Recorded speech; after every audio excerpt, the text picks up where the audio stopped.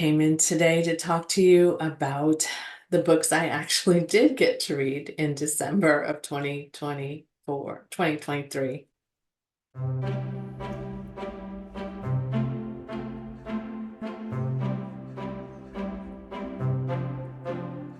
Hi readers, it's Lori. Welcome back to my channel, Books, Ink, and Paper. Despite my reading slump, you may know from watching some of my videos in December that I really struggled for the first few weeks of the month to really get anything read. I was really having a hard time focusing and, kind of staying with. I did read every single day this whole year. Actually, that was one of my goals, was to read something every single day, and I kept track of it. And I have this goal to do that as well in 2024. But even though I was reading every single day, that didn't mean that I was reading a lot. And it didn't mean that I was enjoying them.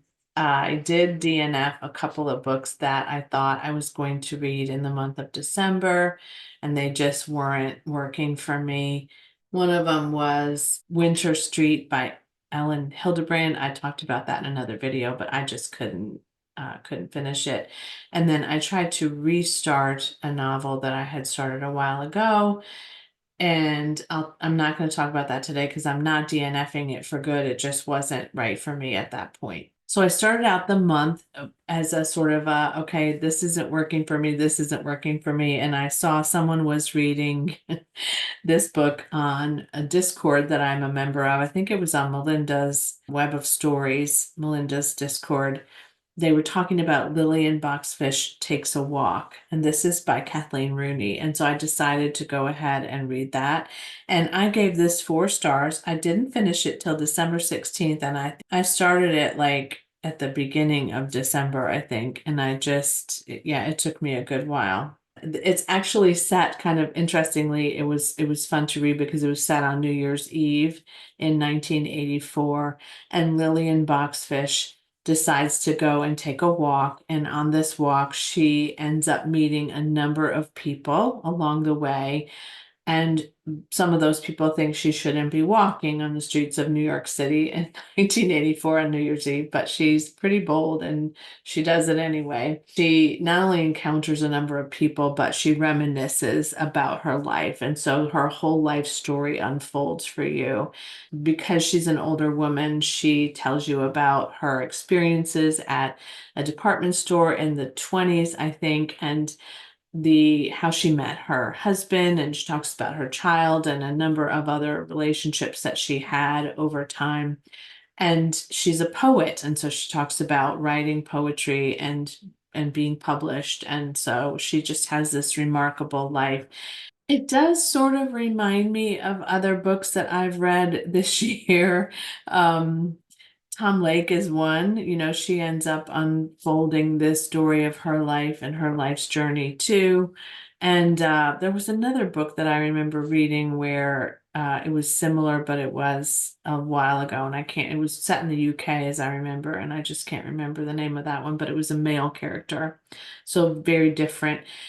I didn't love this, but I liked it a lot. So 4 star read for me is definitely one that I liked a lot. It may have been closer to a 3.5.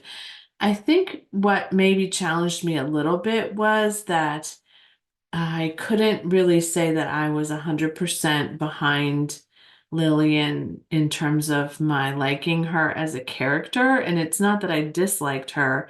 I think it was just that I didn't she was, I guess, maybe a little aloof to me in the in the way that she was describing her life and her relationship. So it just wasn't quite what I thought it would be, but it was also because it wasn't quite what I thought it would be, I enjoyed it. So I don't know. That sounds weird, I know. But again, remember, I was in a bit of a slump. Then I read book 2 of the Anne Cleeves Matthew Venn series. I'm very excited that I got through that.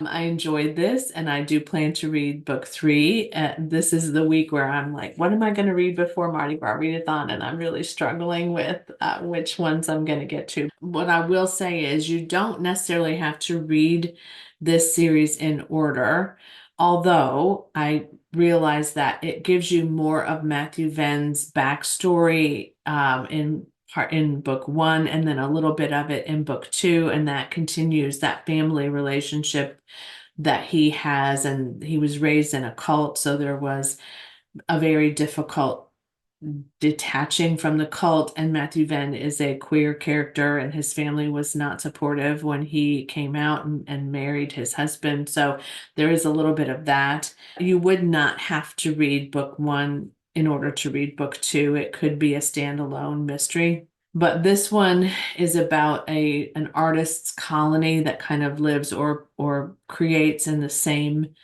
warehouse. And there's a party in the summer, I think, maybe. And one of Matthew Venn's detectives is at this party, and it's a small island community, so they all know each other pretty well. Someone says to Jen, this detective who's had a good bit to drink, that he wants to meet with her the next day to talk to her about something that's happening that's disturbing him. And she agrees to meet with him, but then the next morning he's found dead. The investigation ensues and some other things occur, and it really becomes quite involved, and it progresses really, really well. I ended up giving this one 4 stars as well. It wasn't a 5-star read for me.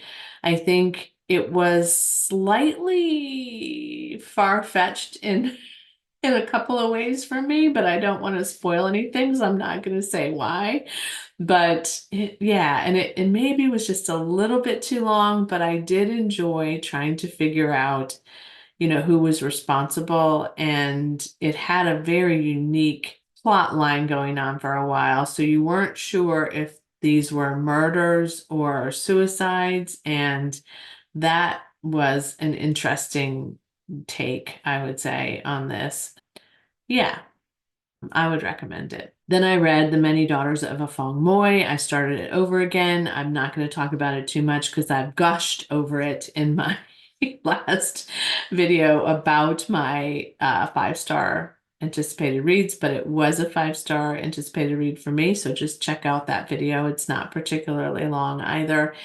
It's a multiple timeline story about many, many women that came from this same original Chinese woman named a Fong Moy, and what happened to those women in the different timelines that they're in, and how their lives are interconnected and interwoven through epigenetics. And it was just incredible.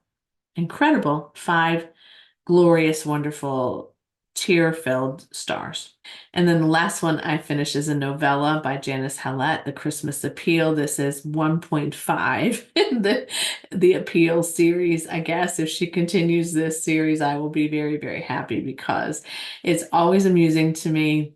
It follows these players, the Fairway players, who are a local town group of actors who do these plays, and there's always this big kind of drama between some of the people that are in charge of the plays. And the books are just a series of texts and records and phone calls and just different things that have occurred between this group of players and some other people who are not in the players group but are family members or friends or whatever. There are a couple of moments where they're mostly all from the first book, but there are some that are surprise visitors that you didn't necessarily think that would be in this one. I didn't think would be in this one, and based on what happened to them in book one. But it was just so much fun. I laugh out loud more than once when I read these books. And when I finished it, I immediately went to my stacks and found the Twyford Code, which is another one of hers that I have, and I want to get to that sooner than later. They're very fast reads, and of course, this one is very, very small. So, it was easy. I shared it, when I did a book haul video the other day too. It's a tiny little thing, and maybe, I don't know, 80 some pages, something like that, but highly recommend it. Even though it is now the reset of the new year, it wouldn't be hard to get finished with it in a day or so, and sort of have a little extra holiday spirit in your week, or read it in Christmas in July or whatever time frame that you feel like reading a Christmas book. But it was very, very fun, and I'm glad that I read it. So 4 books for me. Better than I thought for a while I was going to end up with. I've almost finished a 5th. I'm about halfway through. one that I don't know that I'll finish today, but I'm enjoying it. And so that one will probably be in my January wrap up pile, hopefully. Thanks for watching, readers. Thanks for sharing what you're reading with me and what you read in December. And as always, happy reading. Bye.